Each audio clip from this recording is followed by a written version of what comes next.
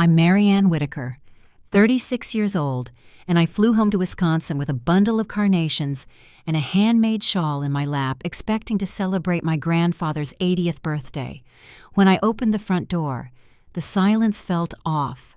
No voices, no music, no dinner smells, just a faint draft and the soft wheeze of his old floor heater. I found him alone, slumped in his wheelchair. Facing the window beside him sat a chocolate cake, starting to lean, the frosting melting into the countertop. And on the fridge was a note from my sister, 4 words and a number that made my throat tighten. Before we go any further, tell me where you're listening from in the comments and hit, like if you've ever come home to find everything had already changed. I hadn't been back in years. Not because I didn't care, I did. But love never seemed to leave a door open for me here. I kept in touch with Grandpa the best I could. Birthday calls, postcards from Florida monthly bank transfers when his medical bills started piling up. That was our rhythm. Steady quiet, nothing flashy. It was how I was raised. My parents believed in small gestures over grand ones. You showed up with a casserole. You left your coat on the neighbor's porch when theirs went missing. You didn't ask for thanks. You just did the right thing. I flew in from Tampa the day before his birthday, same weekend we'd talked about back in the spring. He'd asked for carnations, said they reminded him of my grandmother, and I'd tied them with a soft wool shawl I found at a local market. Grandpa always complained the house got cold by October, especially around the shoulders. I pulled up to the house just past noon, leaves scattered across the pavement like old confessions. It looked the same from the outside, but something was missing. The screen door creaked like always. Inside, no streamers, no laughter. One half-deflated balloon dangled from the cabinet, taped up like an afterthought. The table was bare save for the cake. I found him in the kitchen, hands resting on the arms of his chair, eyes heavy but alert. They said they had errands, he told me when I asked where everyone was. I kissed his cheek and placed the shawl across his lap. It felt too warm for how cold the room had become. Then I saw the note. It was taped to the fridge in plain view. Borrowed the funds. $20K. From joint account. Will return. No name. No apology. Just that. The account had been set up 2 years ago, back when Grandpa's health began to slip. I'd managed the paperwork. I sent in my share every quarter, logged every transaction. I opened the bank app and stared. The balance was 0, every cent gone. No call, no explanation, just the cake, just the note. I made tea. I found 2 chipped mugs and cut the cake into slices.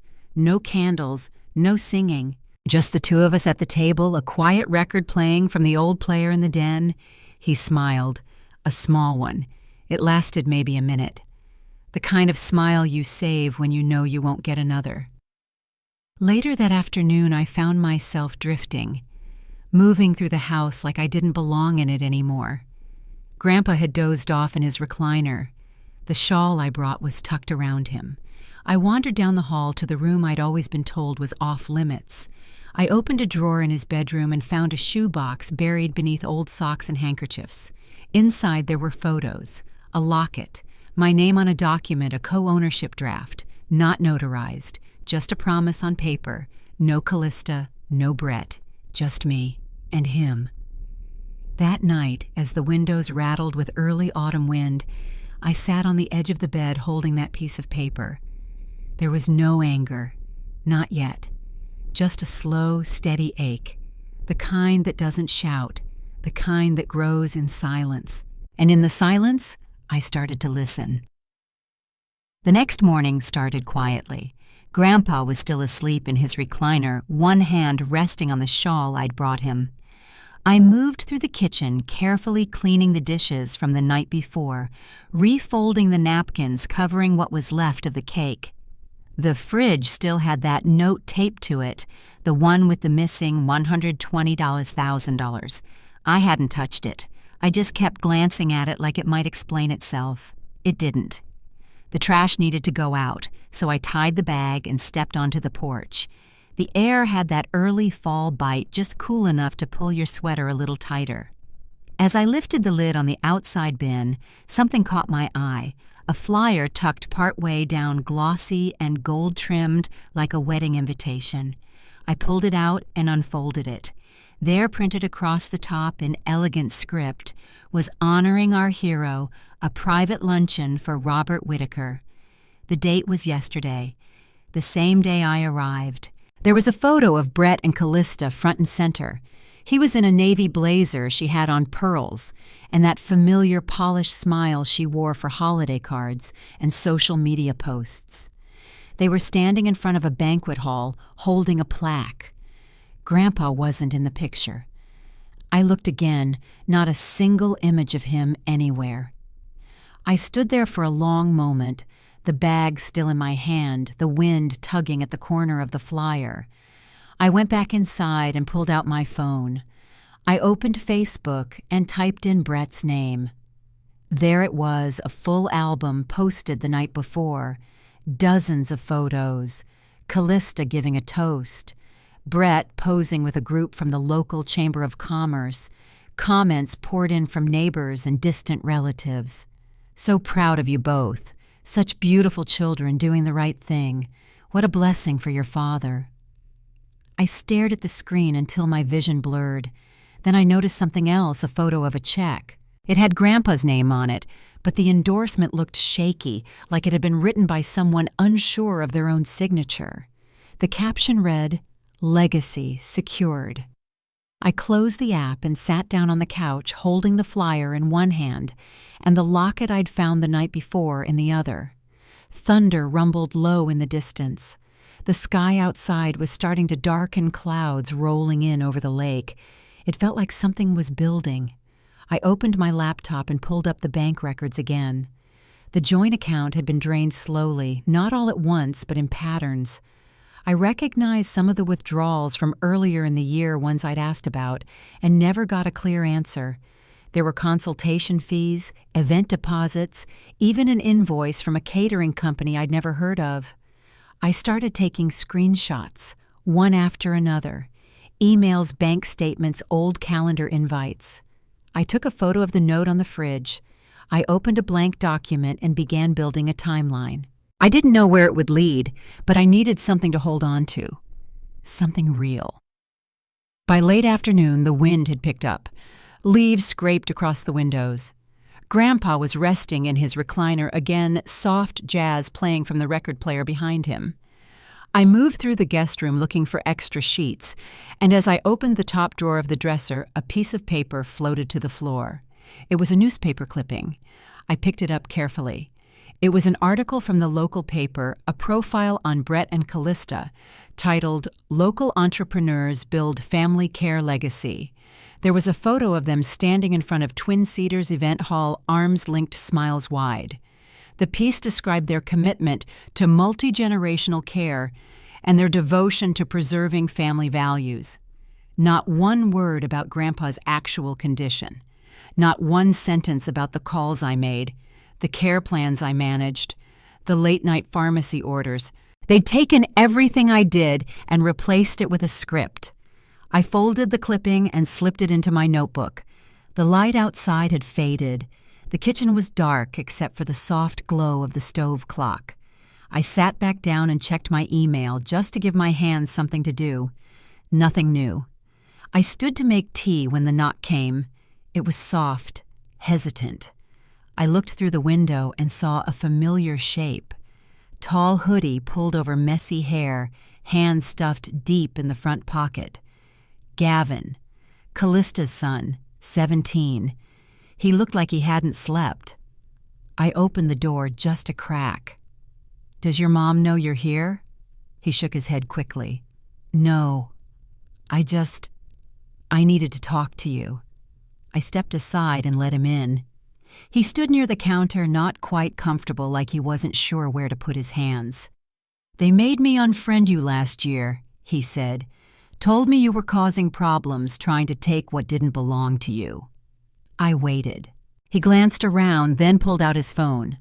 Today I heard them talking in the car. I saw something too.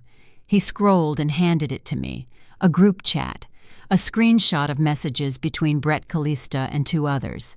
One message read, "We need to make sure she's not in the way anymore." Another from Callista, "Let her play the victim. We'll own the estate either way." I stared at the screen. The font was small, but the words were sharp. "I'm sorry," Gavin mumbled. "I didn't know. I really didn't." "You don't have to apologize," I said quietly. "You came. That's enough."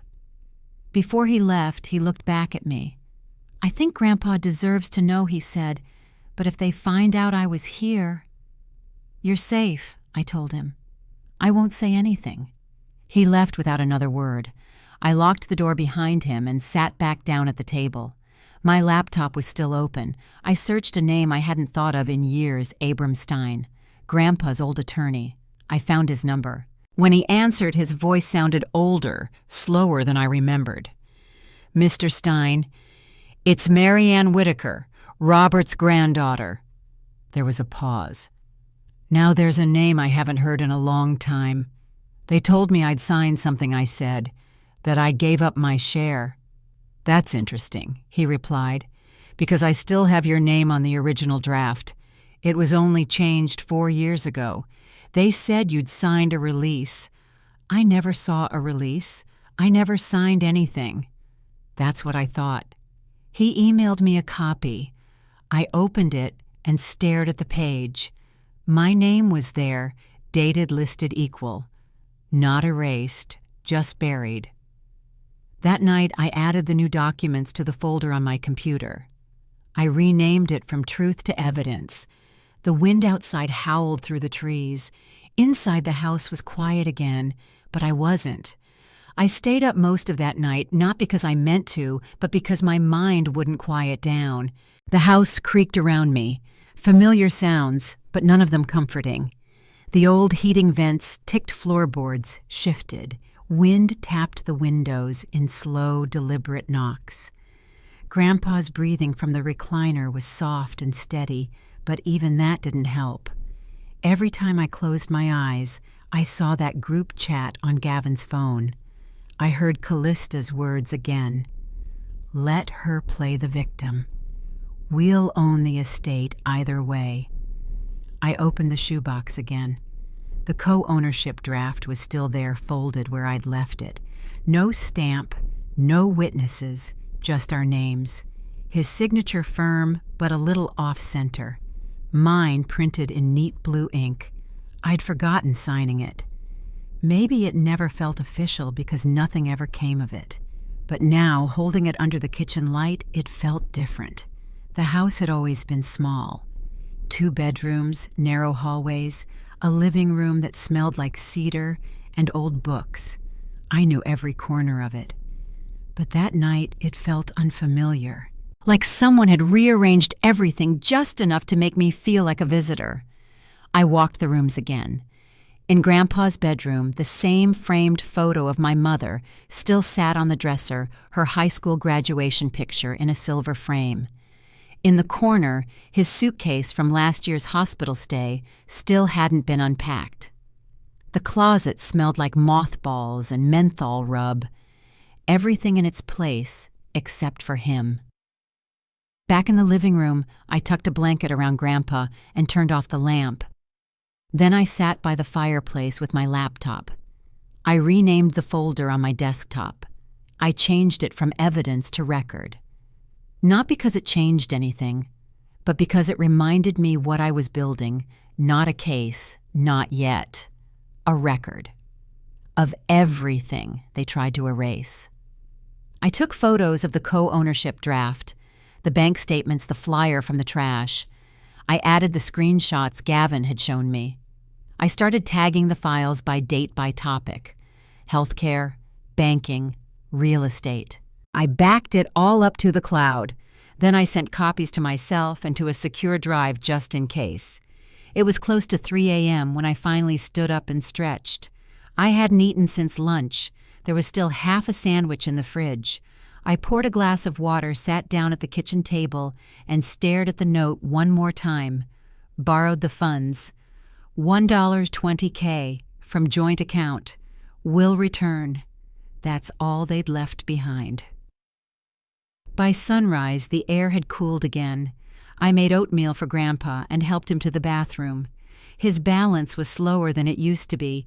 He leaned heavily on my shoulder, but he still insisted on trying to walk most of the way.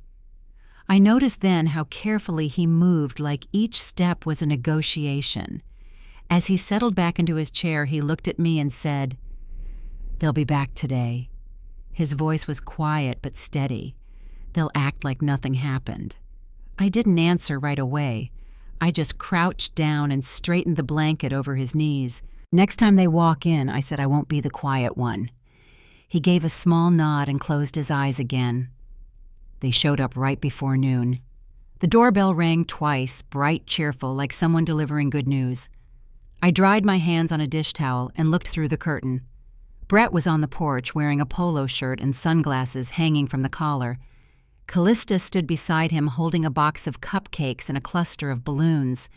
Her blouse matched her lipstick coral too perfect. They walked in like it was just another visit. No mention of the missed birthday, no explanation for the note. Callista leaned in to hug me, whispering as she passed, "Still playing nursemaid, huh?" Her perfume was strong roses and something artificial. I didn't answer. I didn't move. Grandpa blinked at them from his recliner. "Where were you yesterday?" he asked. "Oh, Dad." Callista laughed lightly, brushing the question aside. "We had errands, but we're here now." She placed a gift bag on the table like it made up for everything. Brett handed Grandpa a card and started taking selfies, angling the camera so that the background looked cheerful. Grandpa didn't smile. They didn't stay long. 45 minutes maybe, just long enough to drop off their act, take a few pictures, and leave. When the door closed behind them, I waited. I gave it a full minute. Then I walked to the table and opened the gift bag. Inside, under the tissue paper, was an envelope labeled "Financial Finalization." No card, no message, just paperwork. I sat down and pulled it out. It was a reverse mortgage agreement, a legal transfer that would give full control of the house to Brett and Callista. Grandpa's signature was already there, shaky, misaligned. The document had been notarized 2 weeks ago. I checked the date. I was still in Tampa then. I remembered what Grandpa had said earlier that morning, that he didn't recall signing anything important. They'd done it before I arrived. I placed the envelope back in the bag and left it on the counter. 15 minutes later, Brett came back alone, said he'd forgotten his sunglasses. He found me sitting at the dining room table with the paperwork in front of me. He smiled. "So, still sleeping in the guest room?" I didn't answer. I held up the document. "You forged his signature." He raised an eyebrow. "Excuse me. This paper, this house. You really think I'm going to let you walk in here, drop off cupcakes, and gut what's left of him with a pen?" He chuckled. "You're being dramatic." "Am I?" He stepped closer. His voice was lower now. "Who's going to believe you, Mary Ann? You're the one who left. I'm the responsible son. Callista's the caregiver. You send shawls and postcards." I folded the document slowly and slid it back into the envelope. "Maybe no one believes me yet." He didn't respond, just adjusted his collar and walked out whistling like it was all a done deal. That night, the fire crackled gently in the hearth. Grandpa had dozed off again. I sat beside him, adjusting the blanket on his lap. He stirred and murmured, "I remember when they used to ask for bedtime stories." His voice was soft. "Now they write fiction in courtrooms." I didn't speak. I just sat with him, letting the quiet settle. Later, when the house was still again, I opened my computer and added the mortgage documents to the record folder. I created a new tag fraud. I sent a copy to Mr. Stein and saved another to the secure drive. The next notary visit, according to the signature line, was scheduled for the next morning. The final signing. That explained everything. The cupcakes, the gift bag, Brett's return trip. They hadn't finished yet. The sky hadn't turned fully light yet when I slipped into the kitchen. The house was quiet, the kind of quiet that makes even small sounds echo louder than they should. Grandpa was still asleep in his chair, wrapped in the shawl I'd brought, his head tilted slightly to one side. I rinsed out his teacup and set it beside my coffee mug. On the table between them, I placed the reverse mortgage paperwork, now sealed inside a clear sleeve. It sat there like a warning. The notary was scheduled to return that morning. I checked the signature line again to be sure. Her name was Susan Eldridge. I didn't know what to expect. I didn't know her. But her stamp was on the documents Brett had dropped off, and I needed to be ready. I sent a message to Dana, an elder law attorney I knew back in Florida. We'd met years ago through a community grant I was involved in. She handled long-term planning cases for families like ours.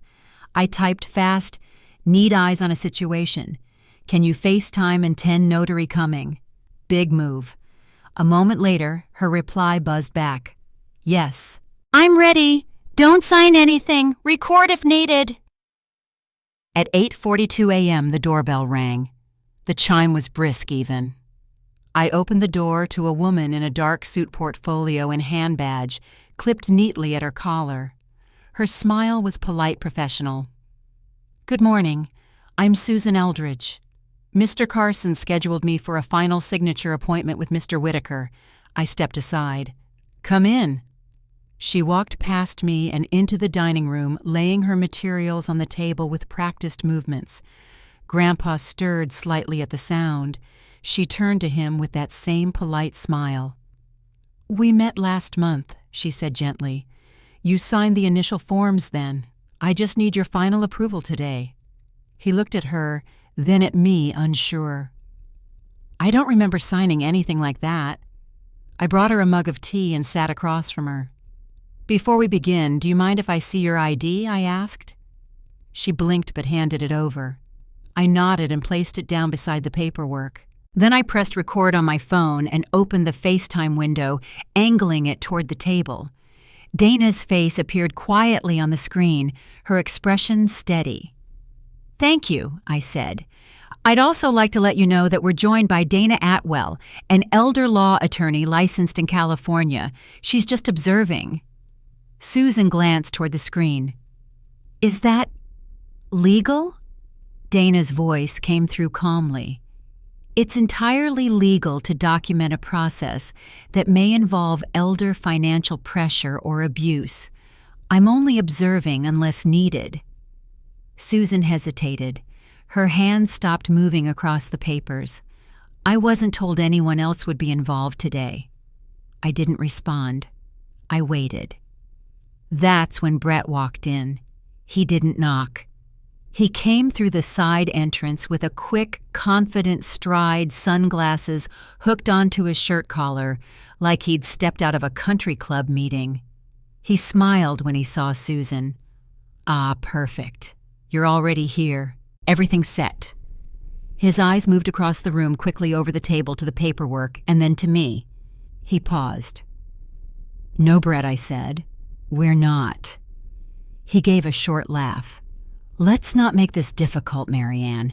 It's already been arranged." I didn't raise my voice.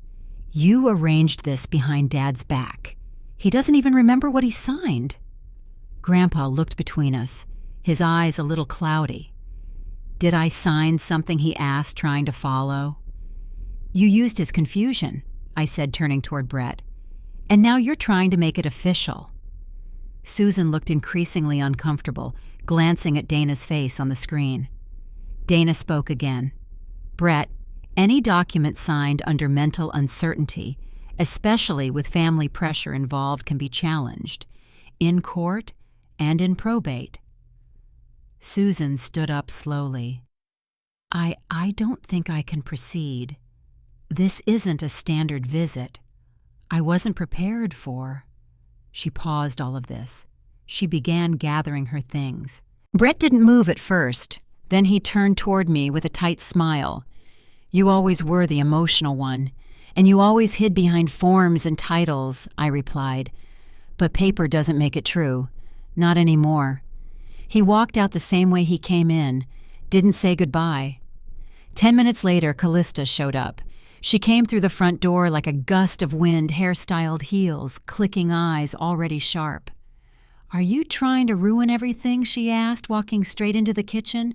"If everything means stealing from a man who can't defend himself, then yes," I said. She didn't answer, just stood there for a moment, then spun on her heel and left. The door slammed behind her. Grandpa hadn't said much through it all. He was still seated by the fireplace, a little more alert now. He looked at me and said, "Good girl." I sat beside him again and held his hand. I didn't speak. I didn't need to.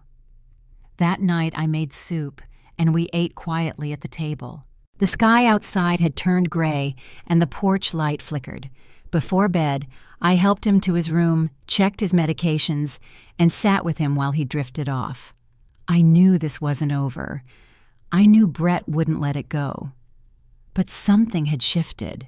I had stood my ground, and next time I'd be even more prepared. Brett's text came in on Saturday evening.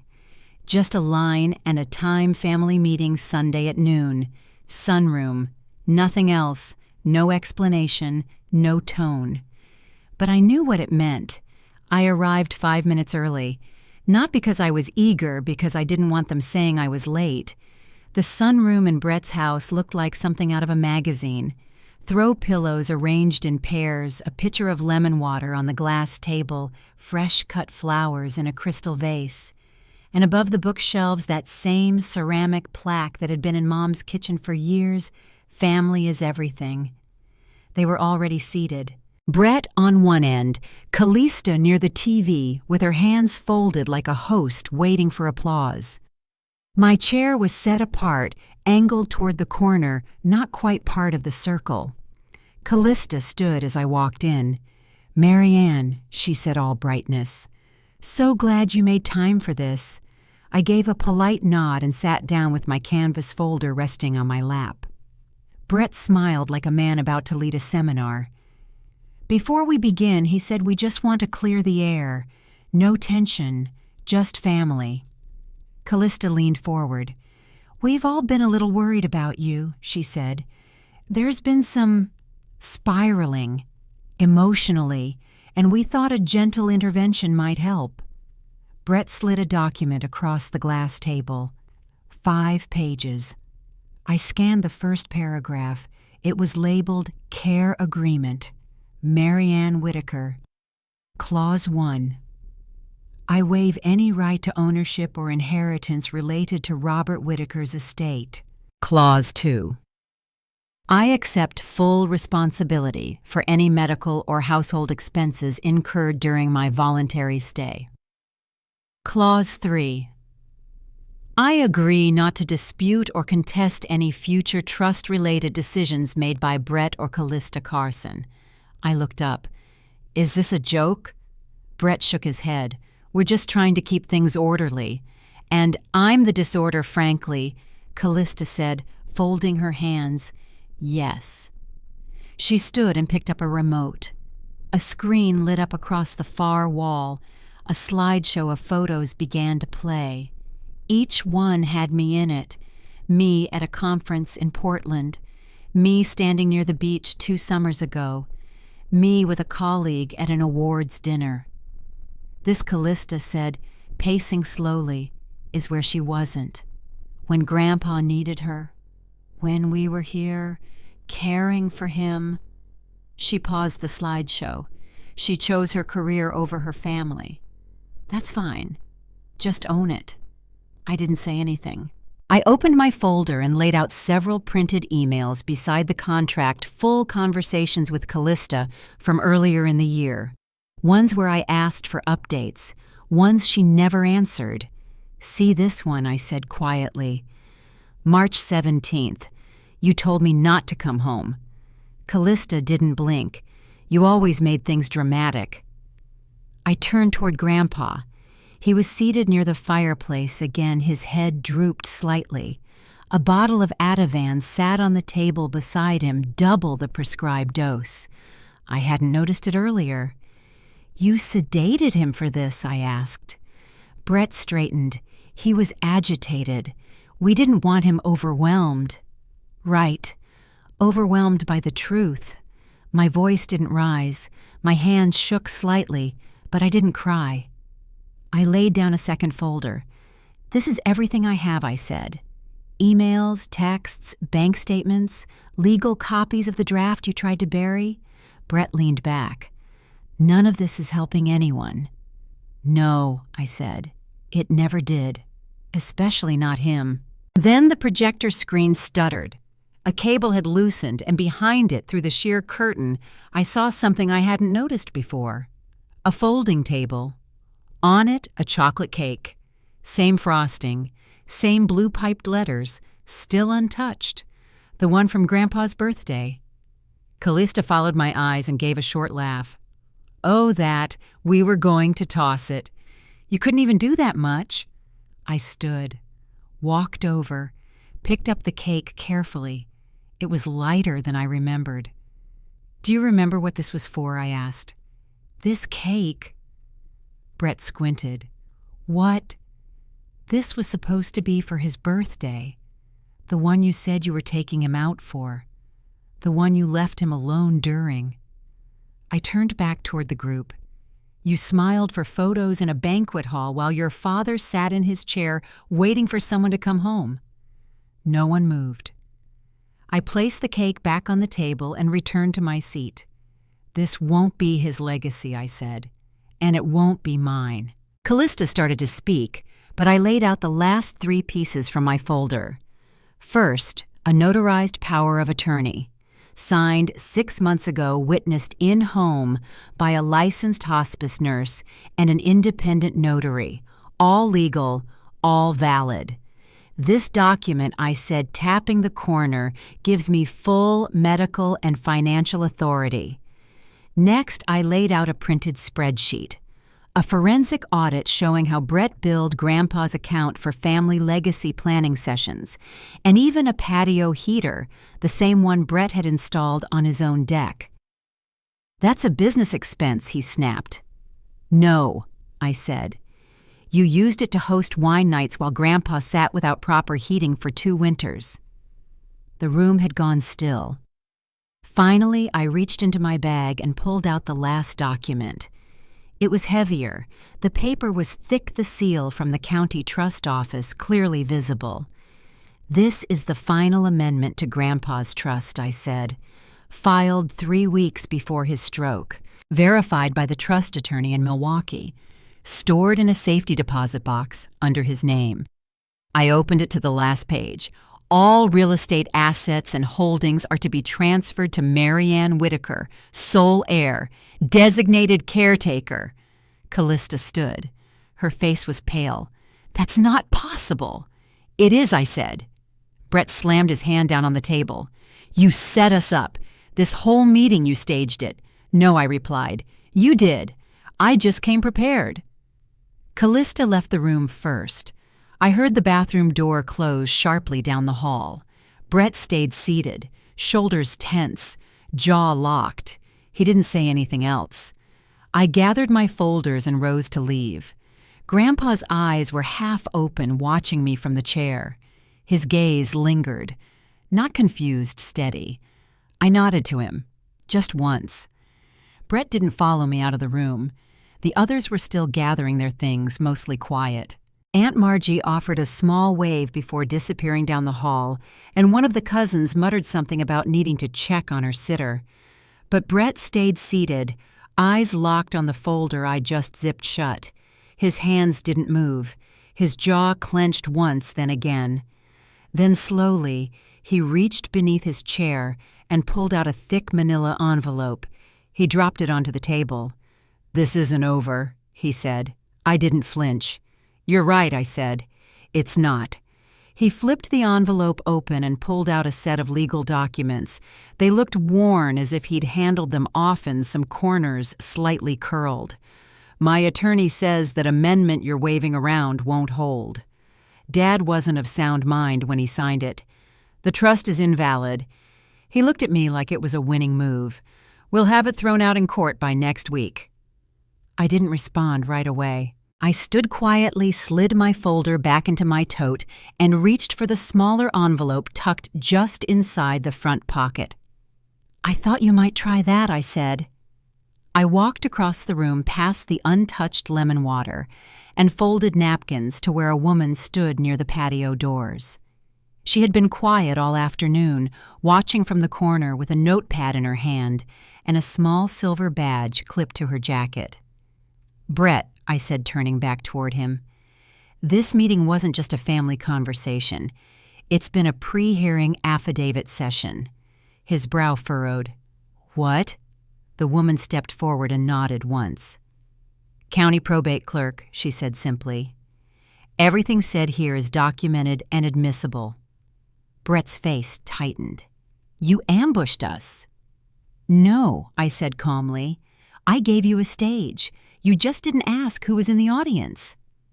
Callista had returned by then, standing near the kitchen doorway. She looked between me and the clerk, unsure. "You think this is justice embarrassing everyone?" I kept my eyes on her. "This isn't about embarrassment. It's about accountability." I turned to the clerk. "May I?"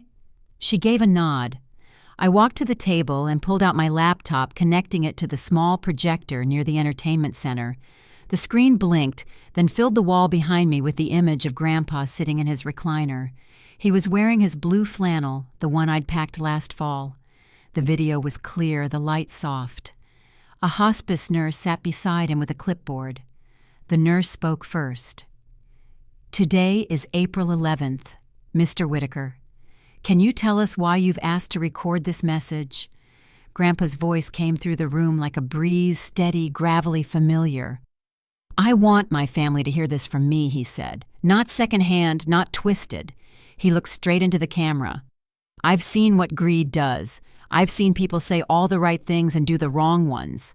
I want my house, my memories, my name, all of it, to go to the person who never treated me like a problem. Marianne is my executor. I trust her.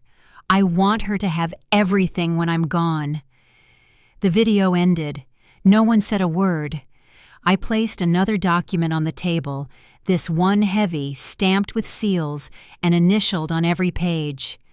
"That's the full legal video deposition," I said, "filed 3 weeks before his stroke, witnessed, certified, logged with the county." Brett stared at it. "That could have been coached. He didn't even mention the trust." "He did," I said, "just not in that clip." I pulled out one last envelope, one I hadn't planned to use today. "I wasn't going to share this unless I had to," I said, "but I think we're there." Inside was a copy of the lake house deed stamped and recorded through the county assessor's office. I laid it in front of him. "You transferred the property to your LLC for maintenance management, then let the taxes lapse. I paid the lien. Acquired the deed through auction. It's mine now," Callista whispered. "You bought the lake house." I nodded. "You sold off his memories like used furniture. I bought them back." Brett's hand slammed down on the table. "You planned all of this. You used him to come after us." "No," I said. "You ignored him. I just stopped cleaning up your mess." He lunged toward the table. One of the water glasses tipped and shattered. Papers scattered. 2 clerks who'd been waiting near the hall entrance stepped forward immediately. One placed a hand on Brett's shoulder. "Sir," he said firmly, "you need to step back."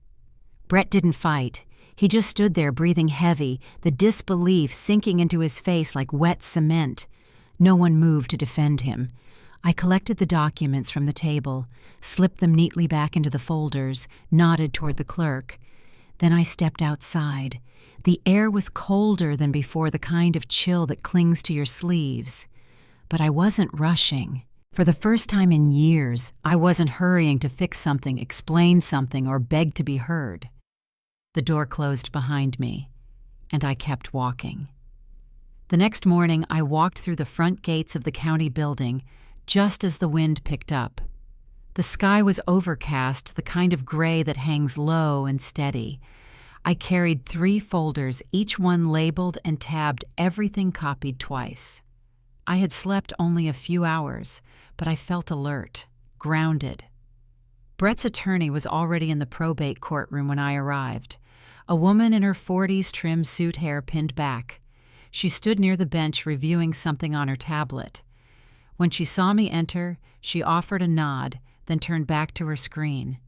She looked calm, but not relaxed.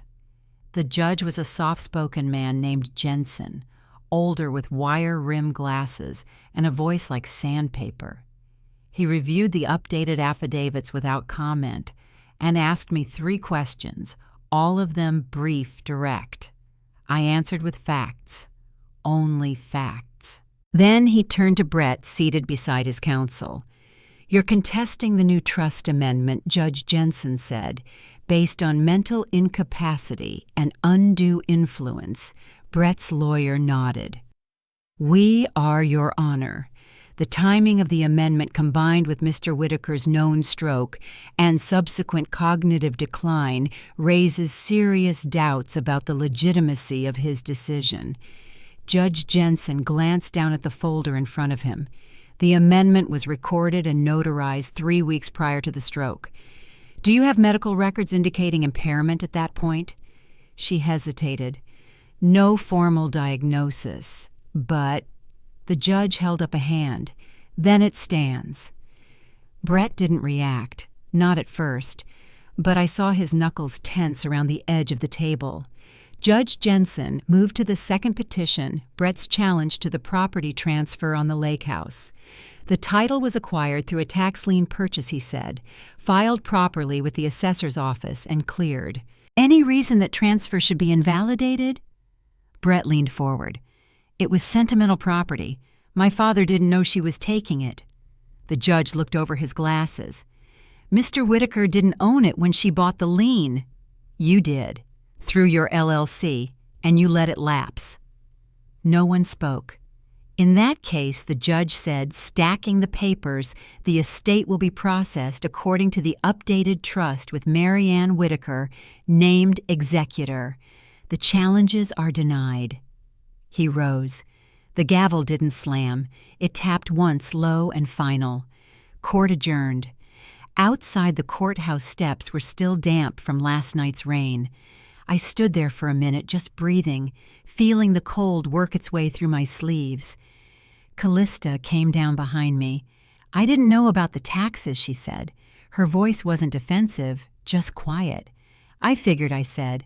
"I'm guessing he didn't tell you." She nodded. "He wanted me to stay out of it. I thought you were making it worse." I didn't answer. She looked at me again. "So that's it." I exhaled. "That's it." She didn't follow me to the car. 3 weeks later, a quiet envelope arrived by courier. Inside was a notarized letter from Brett's attorney stating that he was withdrawing all appeals and claims against the estate. No conditions, no notes. I called the hospice nurse, Ms. Cole, and asked if she could stop by the house for tea. She came on a Friday afternoon just before sunset. We sat on the porch with mugs in our hands, the air thick with lilacs from the yard. I gave her the letter. She read it silently. "I didn't think he'd let it go," she said. "He didn't," I said. "But the court did." She smiled just a little. "Then that's what matters." After she left, I walked back inside and opened the closet where Grandpa's coat still hung. I hadn't touched much in his room. The books were still stacked on the table, his slippers tucked beneath the bed. On the dresser sat a small wooden box, the one he used to keep spare change in. I opened it. Inside was a single note folded twice. It wasn't long. "If you're reading this, you stayed." I closed the lid. Outside, a breeze moved through the trees. The porch light flickered once, then held steady. The morning I packed the last of Grandpa's things, the house was quiet in a different way. Not heavy, just still. The kind of stillness that comes when something's been properly finished. I moved through each room with a slow steadiness, folding blankets, sealing boxes, wiping down the kitchen counter one final time. His shawl, the one I brought from Tampa, was draped over the arm of his favorite chair. I left it there. In the bedroom closet, I found a canvas bag he'd tucked behind the winter coats. Inside were receipts, old war medals, a faded photo of my grandmother, and one more envelope. My name was written on the front in pen shaky but clear. I sat on the edge of the bed and opened it carefully. Inside was a single page, no greeting, no signature, just a sentence.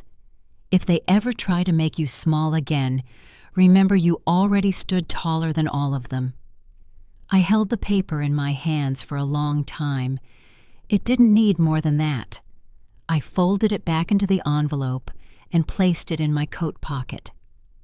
Later that afternoon, Callista pulled into the driveway. She didn't come inside, just stayed by her car waiting. I met her out front. "I wanted to say goodbye," she said. "And I wanted to ask if you were really going through with the sale." I nodded. "Next month." She looked down at her hands, then back at the house. "We had good memories here, too." I didn't disagree. She hesitated before speaking again. "Brett won't talk to me. He's been different. I didn't have much to offer her. But I said, 'That's between you and him now.'" She nodded. There wasn't anger in her face anymore, just the look of someone who'd run out of stories to tell. We said goodbye without hugging. I stayed one more night, cooked myself a quiet dinner, sat out on the back steps with a cup of tea. The lake was still. Trees rustled lightly in the wind. I watched the sky shift from pale blue to dusky lavender. That's when I knew I didn't need to come back. Not because I was erasing anything, but because I had done what I came here to do. I had stayed when it was hard. I had protected what mattered. And I had left the door open for peace without waiting for anyone else to offer it first. The next morning, I turned the key in the lock for the last time. I stood for a moment on the porch listening to the wind move through the eaves. Then I walked to my car, started the engine, and headed south toward a new place, but carrying everything that counted. Sometimes justice doesn't come like thunder. Sometimes it arrives in quiet choices, in the steadiness of showing up, in the refusal to let others rewrite what you know is true. And sometimes healing begins the moment you realize you never needed their approval to begin with. If this story reminded you of a moment when you had to stand quietly but firmly for yourself, I hope you'll share it in the comments. And if you know someone who needs to hear that dignity doesn't always come with applause, maybe send this their way. Thanks for listening.